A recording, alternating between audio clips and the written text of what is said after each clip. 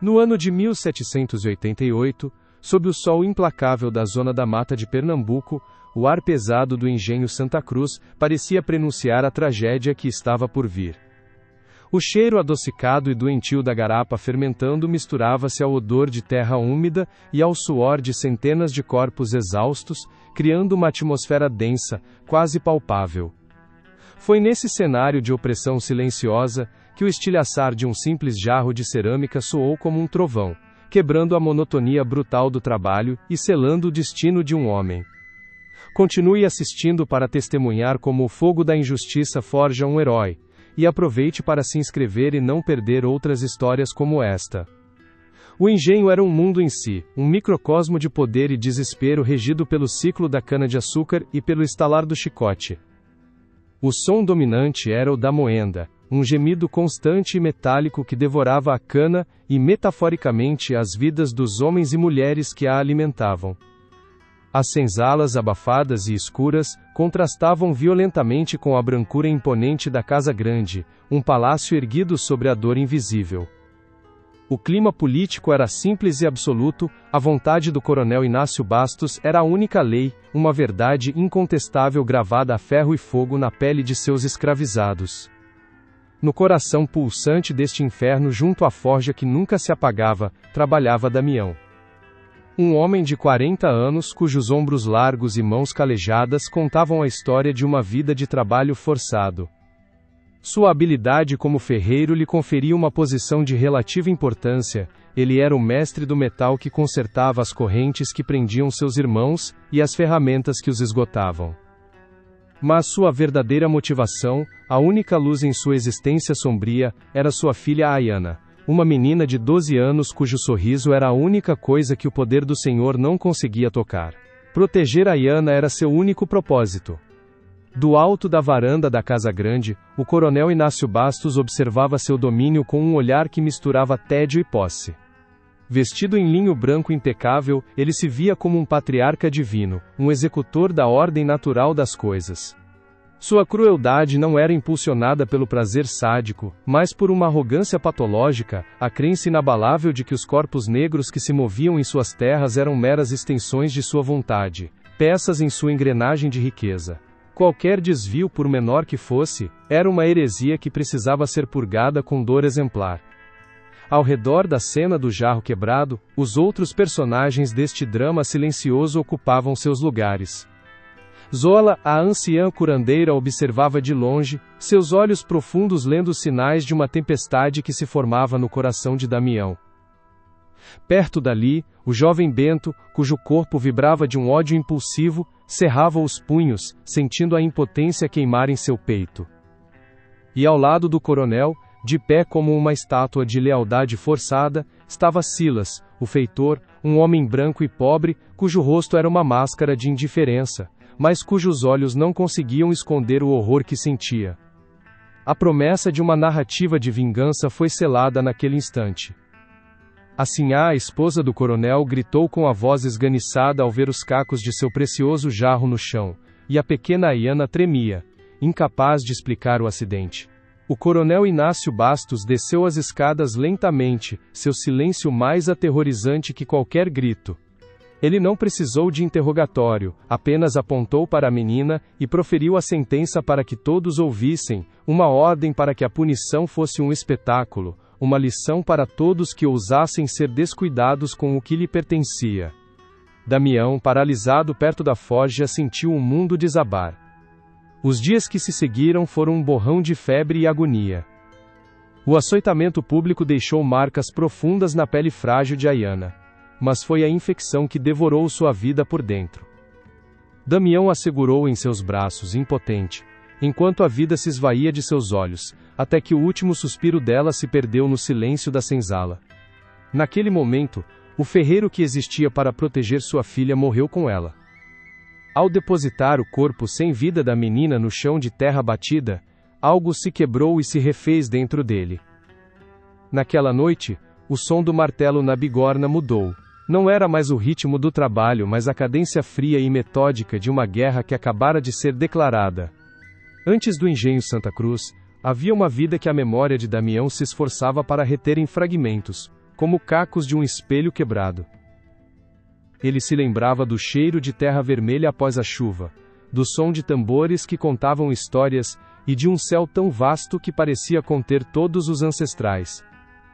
Essa vida foi roubada em um instante de fogo e gritos, trocada pelo balanço nauseante de um navio negreiro, e pelo gosto salgado do desespero, uma jornada que apagou seu nome e o rebatizou com o ferro em brasa da escravidão. Sua chegada a Pernambuco foi um assalto aos sentidos. O ar, úmido e pegajoso, o verde sufocante da mata, e a onipresença da cana-de-açúcar, um mar que se estendia até o horizonte. Ele era jovem, forte, e seu destino foi selado quando o feitor viu seus braços e o empurrou em direção à forja. O calor, que antes era o coração de sua aldeia, tornou-se o fogo de sua prisão, um lugar onde ele aprenderia a moldar o metal sob o olhar atento e o chicote rápido de seu predecessor, um velho que lhe ensinou o ofício com mais grunhidos do que palavras. Foi perto do riacho, onde as mulheres lavavam as roupas, que ele viu Iara pela primeira vez. Ela não possuía a beleza óbvia que atraía os olhos do Senhor, mas uma força serena que irradiava de seu olhar. O amor deles floresceu no silêncio, em gestos furtivos, em um pedaço de fruta compartilhado na escuridão da senzala. Casaram-se sob as bênçãos de Zola, uma união sem papéis ou permissão, selada apenas pela promessa mútua de serem um refúgio um para o outro naquele mundo de dor. O nascimento de Cael, seu primeiro filho, foi um ato de desafio, uma afirmação de vida em um lugar dominado pela morte. Damião segurou o pequeno corpo em suas mãos enormes, e sentiu um medo que nunca conhecera, o medo de um pai que não pode proteger sua própria cria.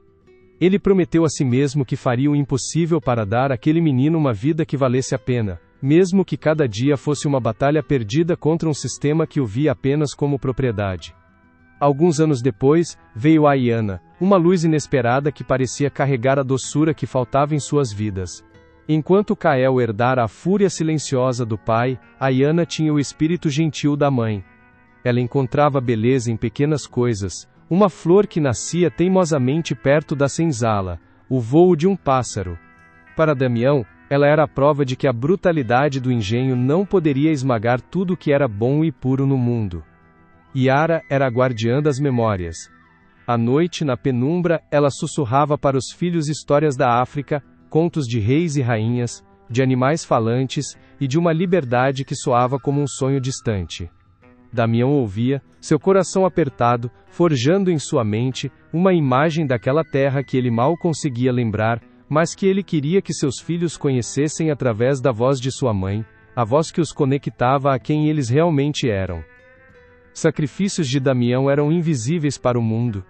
Ele trabalhava até a exaustão, consertando as mesmas correntes que aprisionavam seus irmãos, afiando as ferramentas que os feriam, engolindo seu orgulho a cada ordem humilhante. Ele fazia isso não por submissão, mas por estratégia. Sua habilidade na forja lhe garantia uma pequena margem de manobra, uma ração extra de farinha, um pedaço de tecido velho que Iara transformava em uma roupa nova para as crianças. Ele se lembrava do 5º aniversário de Iana. Não havia bolo ou presentes, apenas um pequeno pássaro de madeira que ele esculpira secretamente durante semanas, usando um pedaço de jacarandá que encontrara perto da mata. Quando ele o entregou a ela, o sorriso que iluminou o rosto da menina valeu mais do que qualquer tesouro. Naquele momento ele lhe prometeu em um sussurro que, enquanto ele vivesse, ela nunca estaria sozinha, e que ele sempre a protegeria. As promessas feitas na escuridão da senzala eram o único evangelho que importava. Damião e Iara sonhavam acordados com um futuro impossível, um quilombo escondido nas montanhas, um lugar onde seus filhos pudessem correr livres. Esses sonhos eram perigosos, mas eram o combustível que os mantinha de pé, a esperança frágil de que o ciclo de sofrimento pudesse de alguma forma ser quebrado por eles ou por aqueles que viriam depois. A febre veio como uma ladra noturna silenciosa e implacável, varrendo a senzala. A doença não distinguia entre fortes e fracos, e levou Iara em uma noite de delírios e suor frio. Zola tentou de tudo, suas ervas e rezas, mas a doença era mais forte. Damião a segurou em seus braços enquanto a vida a deixava, e com ela se foi a alma daquela pequena família, deixando para trás um silêncio pesado e oco. A forja se tornou seu único refúgio e sua tortura. O fogo que antes aquecia seu corpo agora parecia queimar sua alma. Cada batida do martelo na bigorna era um eco de sua raiva, de sua dor, de sua impotência. Ele se tornou pai e mãe, um gigante de mãos calejadas tentando trançar o cabelo de Ayanna, um homem quebrado tentando ensinar Kael a controlar a raiva que ele mesmo mal conseguia conter. Ele criou os filhos sob a sombra da perda, tentando preencher o vazio deixado por Yara com uma proteção feroz. Ensinou a Kael a arte do silêncio, a observar e a esperar, a não deixar que o ódio o consumisse. Para Ayanna, ele tentou preservar a inocência, contando-lhe as histórias que sua mãe contava, mantendo viva a memória da mulher que fora a âncora de suas vidas. Kael, no entanto, não tinha a paciência do pai. Aos 16 anos, a rebeldia que fervia em seu sangue explodiu. Uma palavra insolente para o feitor Silas, um empurrão, um ato de desafio que durou menos de um segundo, mas que custou tudo. O coronel Inácio Bastos não tolerava insubordinação. Kael não foi açoitado. Ele foi vendido para um engenho no sul, uma punição que para Damião foi pior que a morte, o roubo de seu filho para sempre. A partida de Kael cimentou a filosofia de sobrevivência de Damião. Ele se fechou ainda mais, convencido de que a única maneira de proteger o que lhe restava era através da obediência cega, da invisibilidade. Ele ensinou a Ayanna a baixar os olhos, a nunca responder, a se tornar uma sombra. Sua proteção se tornou uma gaiola, um esforço desesperado para mantê-la a salvo em um mundo projetado para destruí-la. Ayanna se tornou o centro de seu universo minguante. Cada pedaço de metal que ele moldava, cada faísca que saltava da bigorna, era por ela. Ele via Yara em seu sorriso, via o futuro de Kael em seu olhar. Ela era a última brasa de esperança que ele protegia do vento gelado da crueldade do engenho. Todo o seu ser, cada músculo, cada gota de suor, era dedicado a uma única e frágil missão: manter aquela luz acesa. Ele se recordava de todas as humilhações que suportou por ela. As vezes em que aceitou a culpa por erros de outros para evitar o chicote em suas costas, as noites em que trabalhou com febre para garantir que a moenda não parasse, e a fúria do coronel não se voltasse para as famílias. Ele construiu uma muralha de sacrifícios ao redor de sua filha, acreditando que seu sofrimento poderia de alguma forma comprá-la segurança. Mas tudo isso foi reduzido a nada. Uma vida inteira de trabalho, de dor engolida, de orgulho esmagado, de amor feroz e silencioso, tudo se desfez pelo som de um jarro de cerâmica se quebrando no chão. A muralha que ele construiu com as próprias mãos não pôde protegê-la da vaidade de uma sinhá e da arrogância de um coronel. A promessa que ele sussurrou para ela em seu aniversário foi quebrada da forma mais brutal. Agora, no silêncio ensurdecedor da senzala, com o cheiro da morte ainda pairando no ar, Damião revisitava cada um desses momentos. Cada sacrifício, cada promessa, cada sonho perdido. O amor que o sustentou por décadas agora, era a fonte de sua agonia. Aquele amor não morrera com Ayanna, ele se transformara, se solidificara em algo frio, pesado e afiado, como o aço que ele temperava no fogo. A traição do destino não seria perdoada, seria respondida. O martelo de Damião agora cantava uma canção diferente. Durante o dia, seu ritmo era o da obediência, o som familiar que mantinha a engrenagem do engenho girando, mas à noite, sob a cobertura de uma lua cúmplice, cada batida na bigorna era uma sílaba de ódio, um verso de vingança sendo escrito em aço. O fogo da forja não mais aquecia, mas consumia Damião, devorando sua exaustão e transformando-a em uma energia fria e cortante. Ele começou a desviar pequenos pedaços de metal, fragmentos esquecidos de correntes quebradas e ferramentas gastas, o lixo do sistema que ele agora transformava em sementes de sua destruição. Ele se tornou um espectro movido a memórias e fúria, dormindo em espasmos, e se alimentando apenas o suficiente para manter os músculos funcionando. As olheiras profundas em seu rosto eram trincheiras cavadas pela dor, e seu silêncio, antes uma forma de proteção, tornou-se uma muralha impenetrável. Os outros escravizados o olhavam com uma mistura de medo e reverência, sentindo a mudança na atmosfera ao redor da forja. O cheiro de metal quente agora parecia carregar um propósito sombrio, uma promessa que ninguém ousava nomear em voz alta. Foi Bento, o jovem de sangue quente, o primeiro a quebrar o silêncio. Ele não usou palavras, apenas se aproximou da forja em uma noite, e ficou observando, seus olhos fixos no pedaço de metal incandescente, que Damião moldava em algo que claramente não era uma ferramenta agrícola. Damião não parou, apenas mergulhou a peça na água, e no silêncio que se seguiu ao chiado do vapor, ele a estendeu para o rapaz. Era a ponta de uma lança, rústica, mas inegavelmente letal. Bento a segurou, o peso daquela arma selando um pacto mais forte que qualquer juramento. A aliança deles era frágil, construída sobre o terreno instável do medo e da desconfiança. Precisavam de mais gente, mas cada pessoa a mais no segredo era um novo risco de traição. A sabotagem começou de forma sutil. Damião passou a consertar as correntes dos cativos com um elo deliberadamente enfraquecido, um ponto de ruptura invisível a olho nu, mas que cederia sob a pressão certa. Ele ensinou Bento a identificar esses elos, a espalhar a palavra através de gestos codificados, transformando as próprias ferramentas da opressão em chaves para a liberdade. Zola, a curandeira, o observava de longe, seus olhos antigos capazes de ver as feridas da alma. Uma noite, ela o interceptou no caminho da forja para a senzala, seu corpo frágil bloqueando o caminho do gigante. Ela não perguntou sobre armas ou planos. Apenas colocou a mão em seu peito, e disse que o fogo que ele carregava ali dentro poderia libertá-los ou queimar a todos. Damião, pela primeira vez desde a morte de Ayana, sentiu a armadura de sua fúria rachar, confrontado não com uma ameaça, mas com uma sabedoria que o via por inteiro. Ele decidiu confiar nela. Zola se tornou a alma da conspiração, a guardiã espiritual da revolta. Enquanto Damião forjava as armas para os corpos, ela preparava os espíritos para a guerra.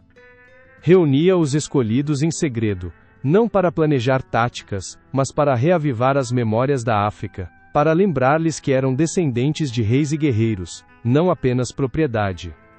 Suas palavras eram o combustível que transformava o desespero individual em uma fogueira de propósito coletivo. O grupo crescia lentamente, cada novo membro um voto de confiança desesperado. Um homem que perdeu a esposa para o excesso de trabalho, uma mulher cujos filhos foram vendidos, um jovem que não conhecia nada além do chicote. Eram rostos marcados pela mesma dor, agora unidos pela mesma esperança perigosa.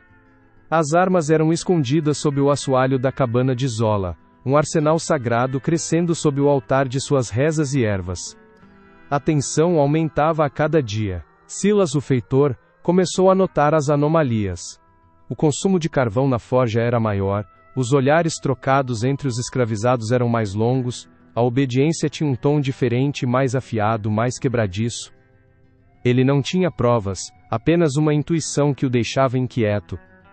Suas rondas noturnas se tornaram mais frequentes, sua presença uma sombra constante que forçava os conspiradores a uma cautela ainda maior. O primeiro grande susto veio quando uma das lâminas escondidas foi encontrada por acaso por uma criança durante uma brincadeira. O pânico se espalhou como fogo em palha seca. Bento agiu rápido, tomando a lâmina e convencendo o menino de que era apenas um pedaço de metal velho. Mas o incidente serviu como um lembrete brutal de como tudo poderia desmoronar por um simples acaso. A sorte, eles sabiam, era uma aliada inconstante. O plano tomou sua forma final. A revolta aconteceria na noite da festa de São João, uma data de grande celebração na Casa Grande. O coronel Inácio Bastos e seus convidados estariam embriagados pela cachaça e distraídos pela música e pela fogueira. Seria a cobertura perfeita para o som das correntes se quebrando e o início do levante. O sinal seria o silêncio do martelo de Damião que pela primeira vez em anos, pararia de soar ao anoitecer. Damião sentia o peso de cada vida em seus ombros.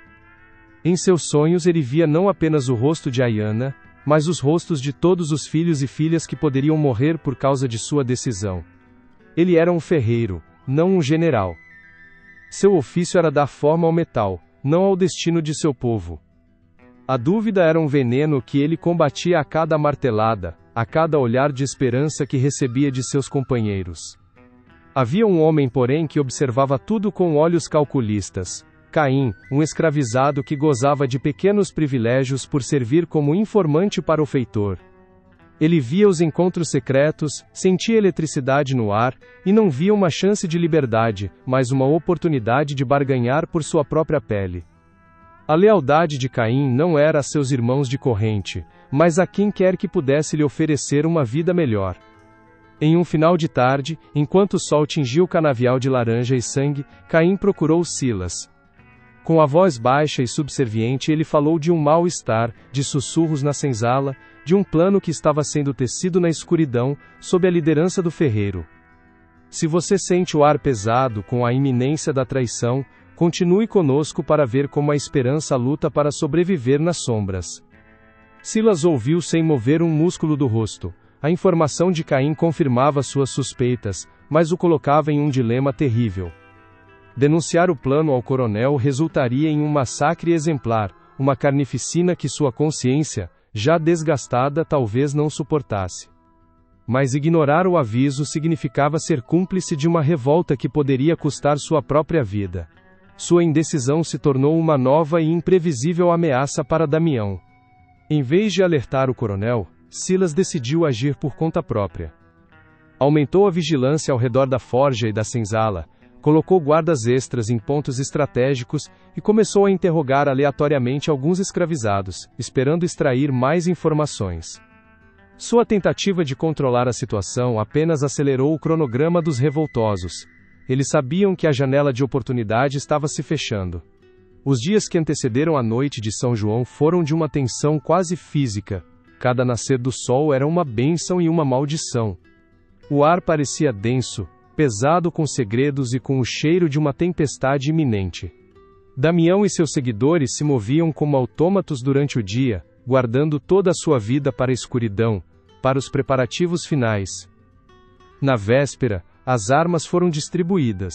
Sob o olhar de Zola, cada homem e mulher recebeu sua lâmina ou sua lança. Não eram armas de soldados, mas ferramentas de vingança, cada uma carregando o peso de uma dor particular. As mãos que antes colhiam cana agora seguravam aço. Seus rostos não mostravam medo, mas uma resolução sombria, a calma terrível que precede o furacão. Damião não participou da cerimônia. Ele foi sozinho até o lugar onde enterrara a Iona, um pedaço de terra anônimo perto da mata. Ele não chorou, nem rezou. Apenas se ajoelhou e tocou o chão, fazendo uma promessa silenciosa à sua filha. Ele não estava lutando por um futuro que talvez nunca visse, mas para acertar as contas com um passado que se recusava a morrer. A noite de São João chegou. Da casa grande, vinham os sons da festa, risadas altas, e a melodia de uma sanfona. Tudo emoldurado pelo brilho da grande fogueira. Na senzala, o silêncio era absoluto, quebrado apenas pela respiração ansiosa dos que esperavam. Damião estava em sua forja, o martelo em sua mão, pronto para dar a última batida, o sinal que iniciaria a guerra. De repente, ele parou. Do outro lado do terreiro, parcialmente oculto pelas sombras, ele viu a silhueta de Silas. O feitor não estava com os outros guardas, estava sozinho, parado, olhando diretamente para a forja, para ele. Seus olhos se encontraram através da distância e da luz vacilante do fogo. O destino de todos, naquele instante, parecia depender do que aquele homem faria a seguir.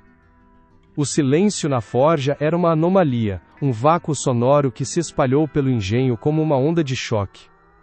O olhar de Silas fixo em Damião não continha a ameaça esperada, mas um abismo de conflito. O feitor, o homem que era a extensão do chicote do coronel, deu um passo lento para fora das sombras, seu rosto iluminado pelo brilho moribundo do carvão. Ele não desembainhou a arma em sua cintura, não gritou por reforços. Em vez disso, ergueu uma mão, não em um gesto de ataque, mas em um pedido silencioso de pausa, um apelo desesperado, que atravessou o terreiro e encontrou o coração do ferreiro. Damião sentiu o cabo do martelo em sua mão, o peso familiar da ferramenta que se tornara uma arma. Cada fibra de seu ser gritava para que ele ignorasse o feitor, e desse o sinal, para que libertasse a fúria contida por tanto tempo. Mas algo no desamparo estampado no rosto de Silas o deteve. Era a expressão de um homem encurralado, não por uma revolta de escravos, mas por sua própria consciência. Naquele instante, a linha que separava inimigos e possíveis aliados se tornou turva, perigosamente incerta. Atrás de Damião na escuridão, Bento e os outros esperavam, seus corpos tensos como cordas de arco. O silêncio prolongado era uma tortura, cada segundo aumentando a chance de serem descobertos. Eles não podiam ver o que Damião via, não podiam sentir a hesitação que paralisara o braço do ferreiro. Para eles, havia apenas um obstáculo, um homem branco que precisava ser eliminado para que a liberdade pudesse nascer. A impaciência começava a fermentar, ameaçando quebrar a disciplina forjada com tanto custo. Silas deu outro passo, seu movimento lento e deliberado para não assustar um animal selvagem. Ele parou a uma distância segura, o suficiente para que suas palavras não fossem levadas pelo vento. Ele falou baixo, sua voz rouca de uma tensão que não era fingida. Ele disse o nome de Caim, o delator. Revelou que o coronel já sabia de uma agitação, mas não de sua escala, não de sua data. Ele revelou que fora enviado para investigar, para encontrar o líder e esmagar a semente da rebelião antes que ela germinasse. O mundo de Damião se inclinou sobre seu eixo. A traição de Caim era uma facada, mas a confissão de Silas era um terremoto. O feitor, o carrasco, estava lhes oferecendo uma informação que poderia salvar ou condenar a todos. A mente de Damião trabalhava febrilmente, pesando as possibilidades. Era uma armadilha, uma tática para fazê-lo confessar, para expor todo o plano? Ou era o ato desesperado de um homem que não suportava mais o peso do sangue em suas mãos? Ele pensou em Ayana. Pensou em seu rosto enquanto o chicote estalava, no olhar do coronel, frio e desumano. A vingança era um fogo que o consumia, mas a visão de seu povo sendo massacrado em uma armadilha era um gelo que o paralisava. Ele não podia arriscar a vida de todos por sua necessidade pessoal de justiça. A sobrevivência deles, a pequena chama de esperança que Zola acendera, era mais importante do que o sangue de Inácio Bastos. Enquanto a hesitação se estendia, a festa na casa grande atingiu seu ápice. Uma explosão de fogos de artifício iluminou o céu, pintando o terreiro com cores fantasmagóricas e revelando por um instante os rostos dos homens e mulheres escondidos nas sombras, suas armas brilhando sob a luz efêmera. O som das explosões cobriu o som dos corações batendo descontroladamente, mas para Silas e Damião, o mundo se resumia àquele espaço de 10 metros entre eles. Silas continuou, sua voz urgente. Ele lhes ofereceu uma chance, uma única e improvável janela de escape. Ele desviaria a atenção dos guardas para o lado oposto do engenho, criando uma distração, um falso alarme. Eles teriam alguns minutos, não para atacar, mas para fugir. Para correr em direção à mata, em direção aos quilombos que eram mais mito do que realidade. Era uma troca, a vida deles pela sua, uma tentativa de limpar uma pequena parte de sua alma manchada. A proposta era insana. Abandonar o plano, a vingança, a chance de fazer o coronel pagar. Bento, que se aproximara sorrateiramente, ouviu as últimas palavras e um rosnado baixo escapou de sua garganta. Fugir era para os fracos, eles eram guerreiros. Mas Damião viu a lógica fria por trás da oferta. Um ataque agora, com o coronel alertado mesmo que vagamente, seria um suicídio. A fuga, por outro lado, era uma aposta na vida, uma chance de lutar outro dia. Damião tomou sua decisão. Não era a decisão que o homem que perdeu sua filha queria tomar, mas era a que o líder de um povo desesperado precisava fazer. Ele olhou para Silas e deu um único e quase imperceptível aceno de cabeça. O pacto estava selado, não com palavras, mas com um entendimento mudo entre dois homens em lados opostos de um abismo, unidos por um breve instante de humanidade compartilhada. A catarse não veio com o som de gritos de guerra, mas com o silêncio da retirada. Damião se virou e, com gestos rápidos e precisos, comunicou a mudança de plano. Houve confusão, raiva contida, mas a autoridade em seu olhar era inquestionável. Eles confiavam no ferreiro, o homem que lhes dera as armas, e agora confiavam nele para lhes dizer quando não usá-las. Enquanto Silas se afastava para criar sua distração, o grupo se movia como uma serpente silenciosa para a borda do canavial. O cheiro adocicado da cana era sufocante, seus caules altos como as grades de uma prisão que eles estavam prestes a abandonar. Cada passo era medido, cada som da noite um potencial alarme. A adrenalina da batalha iminente foi substituída pela tensão da fuga. Zola liderava o caminho, seus pés velhos conhecendo a terra como a palma de sua mão. Ela guiava não apenas com seu conhecimento, mas com sua presença, uma âncora de calma no meio do medo. Ela olhou para trás uma vez para Damião, e em seus olhos havia uma compreensão profunda. A maior coragem às vezes, não está em lutar, mas em escolher sobreviver. Do outro lado do engenho um grito rasgou a noite, seguido por tiros. A distração de Silas havia começado. A festa na casa grande parou abruptamente, a música dando lugar a uma confusão de vozes e ordens. Era o sinal deles. O momento da virada não foi uma explosão de violência, mas uma corrida desesperada para a escuridão protetora da mata. Damião foi o último a entrar no canavial. Ele parou por um segundo e olhou para trás, para a casa grande iluminada, o símbolo de todo o seu sofrimento. O fogo da vingança ainda ardia dentro dele, não apagado, apenas contido. Ele viu o vulto do coronel Inácio Bastos aparecer na varanda, uma silhueta arrogante contra a luz, e prometeu a si mesmo que aquele não era o fim, era apenas um novo começo. Ao mergulhar na escuridão do canavial, o som das folhas roçando em seu corpo era como o sussurro de fantasmas. Ele sentia o peso do martelo em sua mão, não mais apenas uma arma de vingança, mas agora um símbolo de sua responsabilidade. Ele não havia matado seu opressor, mas salvara seu povo, uma vitória silenciosa, amarga, mas uma vitória ainda assim. O ar dentro da mata era diferente, mais frio, mais úmido, cheirando a terra e a liberdade. O grupo se reagrupou, ofegante, seus corpos marcados pelos talos afiados da cana. Eles estavam fora da gaiola, mas agora estavam em uma selva desconhecida, com caçadores em seu encalço. A luta pela sobrevivência apenas mudara de cenário. A imagem final daquela noite não foi de fogo e sangue, mas da lua filtrada pelas copas das árvores, iluminando os rostos de homens e mulheres que haviam ousado quebrar suas correntes. Eles não eram mais propriedade, eram fugitivos.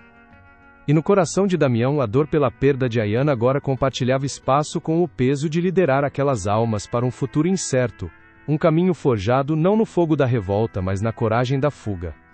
A fuga para a escuridão da mata foi apenas o primeiro passo de uma jornada infinitamente mais longa e árdua.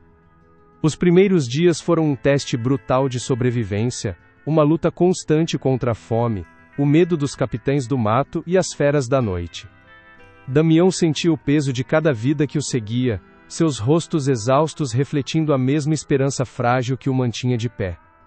As marcas deixadas pelo canavial em seus corpos eram lembretes físicos da prisão que haviam deixado para trás, mas a liberdade que respiravam, mesmo que precária e perigosa, era um bálsamo para as feridas da alma, uma promessa sussurrada pelo vento entre as árvores.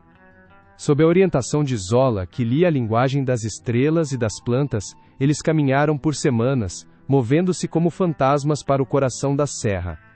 Encontraram um vale escondido, protegido por paredões de pedra, e uma cachoeira que mascarava qualquer som, um santuário natural. Ali, o martelo de Damião soou novamente, mas desta vez seu ritmo não era de guerra, mas de criação. Ele não forjava mais lanças, mas as ferramentas que ergueriam as casas, que arariam a terra, e que dariam forma a uma nova comunidade. O fogo da forja, antes símbolo de sua dor, tornou-se o coração pulsante daquele novo começo, o quilombo Ayana. Os anos passaram como as estações na mata, transformando fugitivos em fundadores. O quilombo cresceu, um oásis de liberdade que florescia em segredo, alimentado pelo trabalho coletivo e pela memória compartilhada da dor.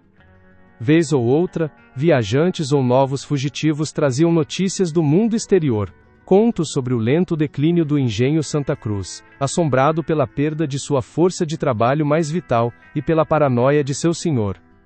Para Damião, esta era a verdadeira justiça, não o sabor rápido e amargo da vingança, mas a lenta e inegável prova de que a vida que eles construíram era mais forte do que o ódio que deixaram para trás. Damião envelheceu, e as linhas em seu rosto passaram a contar uma história diferente, não mais de fúria contida, mas de uma paz conquistada a duras penas. Ele via o rosto de Ayana não em pesadelos de açoitamento, mas no sorriso das crianças que nasciam livres, que corriam pela terra que era delas sem conhecer o estalar de um chicote. Ele compreendeu que sua maior vitória sobre o coronel Inácio Bastos não teria sido esmagar seu crânio com um martelo, mas sim ter construído um mundo onde o poder de homens como ele simplesmente não existia. Um legado de dignidade que nenhuma violência poderia apagar. A história deles atravessou as fronteiras do vale, tornando-se uma lenda sussurrada ao pé do fogo nas senzalas de toda a província.